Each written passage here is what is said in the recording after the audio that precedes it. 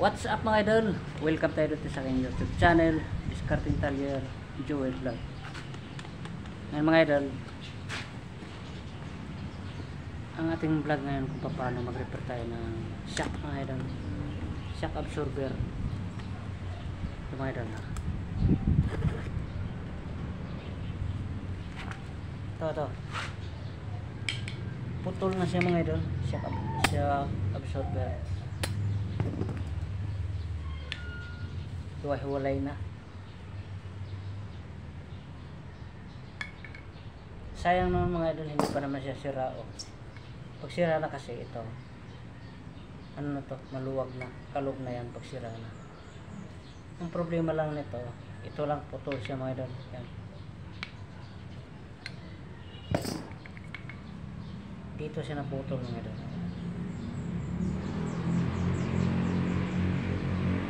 Hindi tayo nakakabili ng isa lang nito mga idol, kasi pares to pag bibili tayo. Kung hindi ako nagkakamali, ang isang pares nito ay 1,200 mga idol. Kaya sayang naman pag halimbawa buo pa yung isa, tapos ito lang isa ang sira, eh isa lang din nakakailanganin natin. Kaya ang gagawin natin mga idol, i-repair lang natin to. Ang gagawin natin, i-welding lang natin to mga idol. Dito. Tatanggalin lang natin to pinakano natin.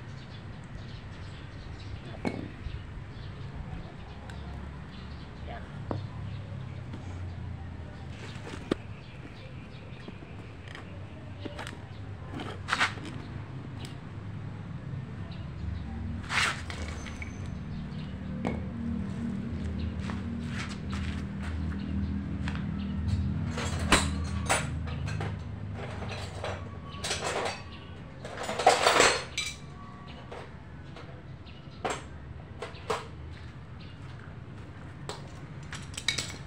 Tanggalin lang natin ito mga idol.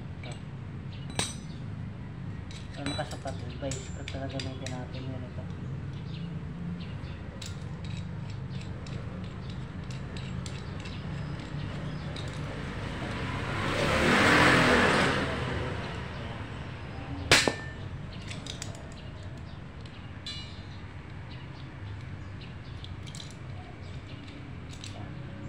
Ito lang natang natin bibig.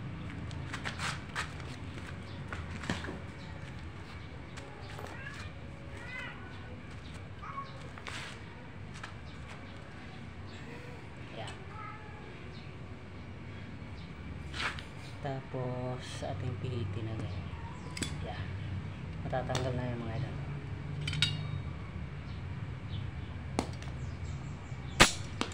Hindi natin kailanganin to.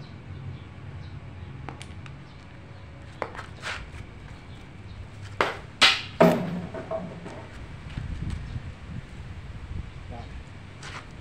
Dito natin, ayan mga idol,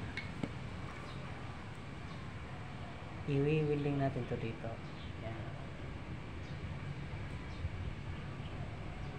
Ganyan. So, kuha tayo ng weldingin natin to.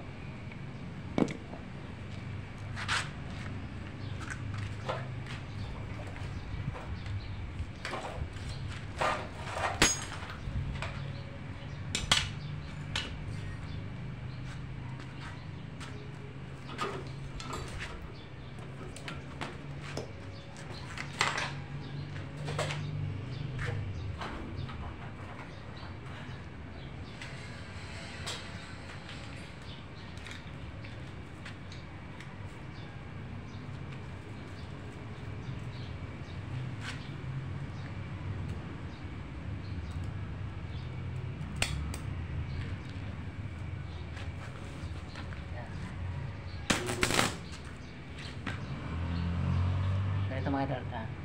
Tapos ganyan na natin gagawin. Dito natin i-dudugtong. Ganyan siya.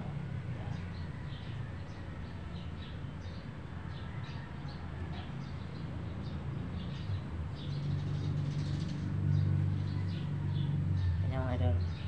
Saka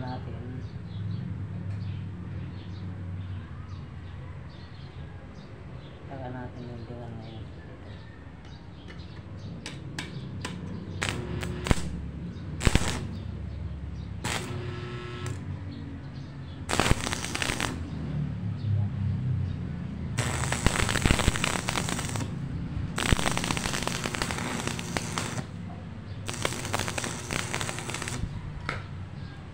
Atin lang ituwid mga idol kasi medyo tagilid, kailangan tuwid siya.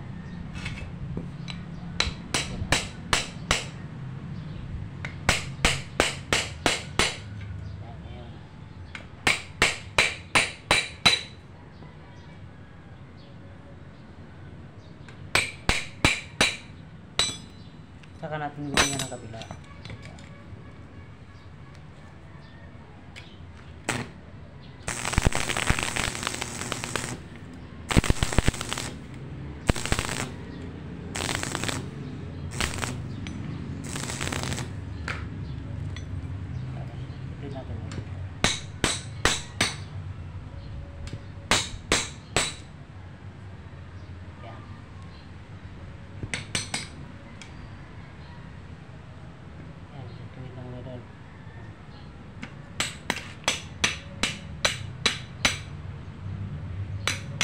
Patuwangan pa natin ng isa pa para matibay siya.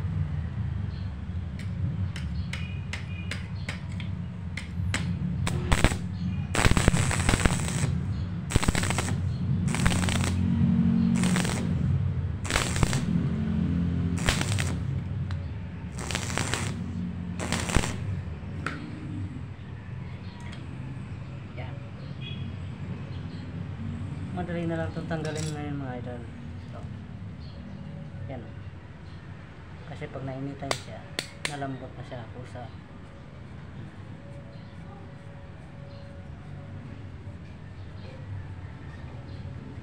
Yan. Yan mga idol.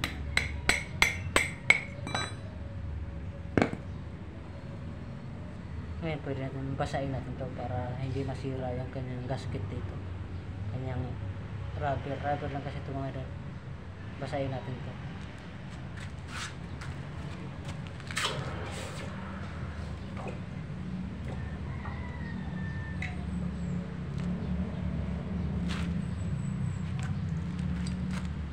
Yan,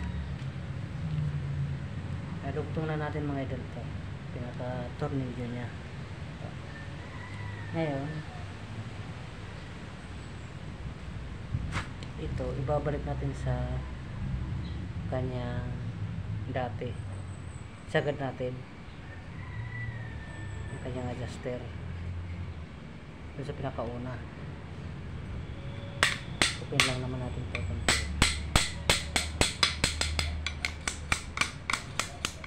para malambot siya pagbalik natin dito. Okay.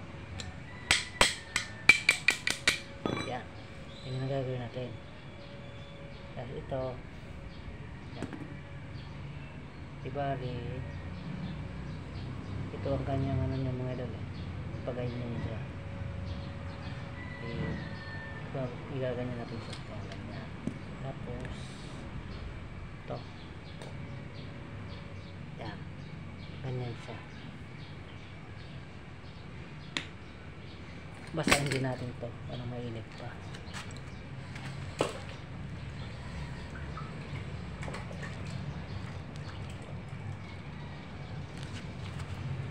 Yan.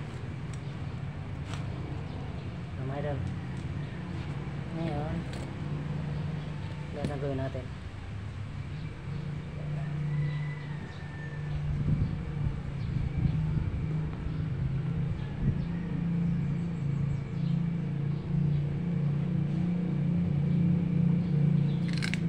Ibalik na lang natin to. Ibalik natin dito.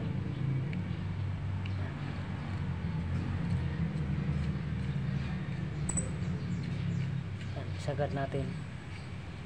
Yan.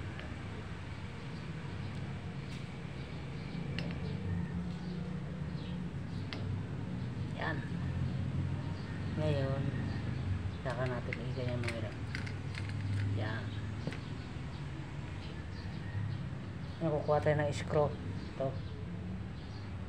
Sungkitin natin ito mga idol, ganyan. Flat screw. So, flat screw. Sungkit natin dito. Yan.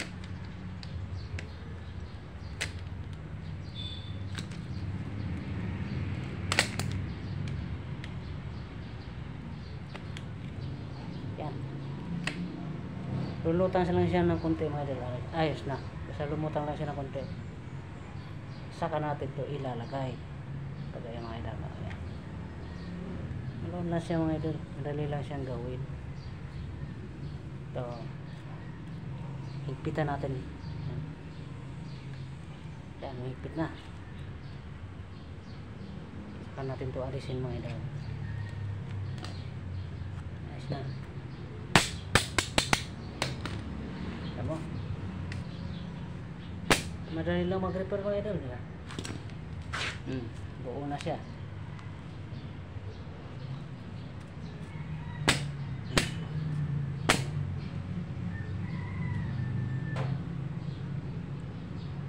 Parang na rin siyang bago mga idol.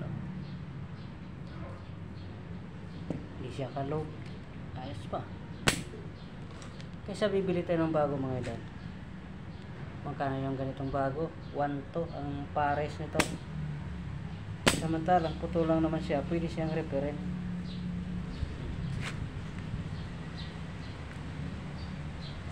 Minsan mga idol, wala pong mabiling ganito. Walang itidala ng motor. Dala siya ng motor. Yung pang YTX. Ito, ganito, pang YTX to. Mahaba siya. May mabili ka ng mahaba, sobrang haba naman. Meron namang maiksi din. Wala siyang kundi magtitingin ka sa mga online mga idol. Yung kasukat nito. Yan. Ganun lang kasimple mag-repair mga idol ng shock absorber. Madali lang siya. Basta panoorin nyo lang yung video natin. Kayang-kaya nyo nang mag-repair natin ito mga idol. Thank you for watching mga idol.